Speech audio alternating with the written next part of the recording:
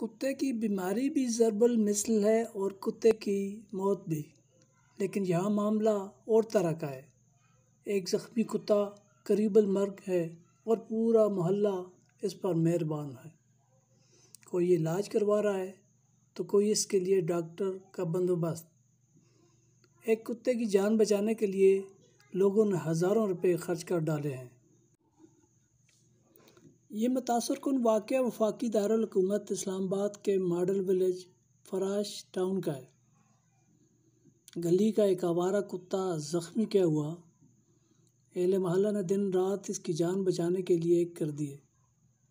نوجوان لڑکوں نے پہلے اس کے کان کے زخم کی ڈریسنگ کی جہاں کیڑے پڑ گئے تھے، پھر محلے داروں نے اس کی خوراک پر توجہ دی۔ فراش ٹاؤن کے ایک بزرگ شخص عبدالاحد کا خاندان خدمت کے سفر میں پیش تھا۔ وہ ایک جانوروں کے ڈاکٹر کو بلا لائے۔ ڈاکٹر نے 1 گھنٹے سے زائد وقت تک کتے کا آپریشن کیا۔ یہ آپریشن اپنی نوعیت کی ایک منفرد مثال ہے۔ ڈاکٹر سید منتظر نے کتے کے زخم کو ٹانکے لگا کر زخم سوکھنے کے انجیکشن لگانے شروع کر دیے۔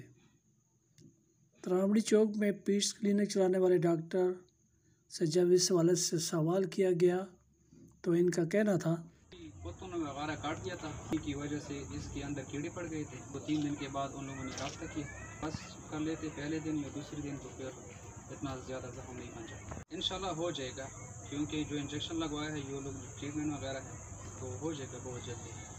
پرائیویٹ ہے یہ، ہمارے پاس DVM ڈاکٹر ہیں اور DVM فیمیل ڈاکٹر بھی ہے۔ ہمارے ٹوٹل 3 برانچ ہے، ایک برما پل بھی ہے، تراوڑی میں ہے اور تیسرا۔ کتے کے علاج پر عبدالاحد کے خاندان نے 6000 روپے ڈاکٹر کی فیس ادا کی، جبکہ 2000 سے زائد کی ادویات مقامی شخص نوید رضا لے کر آئے۔ ایک لاوارث کتا بیمار کیا ہوا، پورا محلہ اس کا وارث ہو گیا۔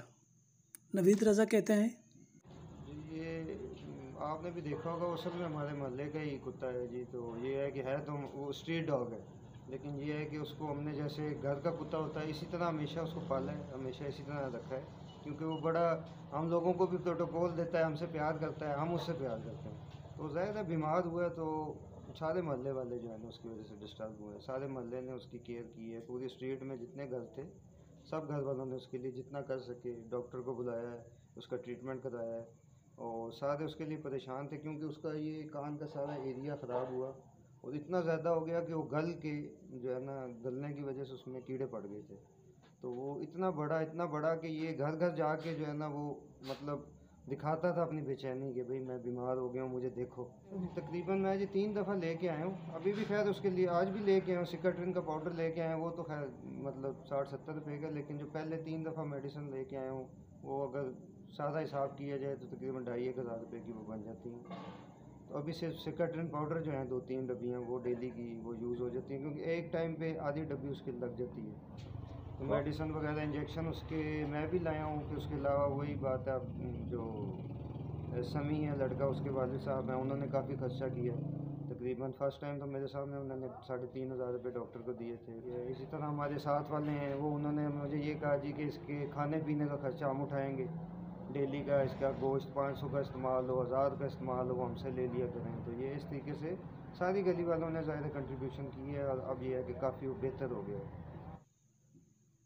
جی ہاں، کتے کی حالت اب پہلے سے کافی بہتر ہے، کیونکہ جس دور میں انسانوں کی مدد نہ کرنے کے گلے شکوے کرتے نظر آتے ہیں، ایسے میں فراش ٹاؤن کی گلی نمبر 25 کے لوگوں نے درد دل رکھنے کی عمدہ مثال قائم کر دی ہے۔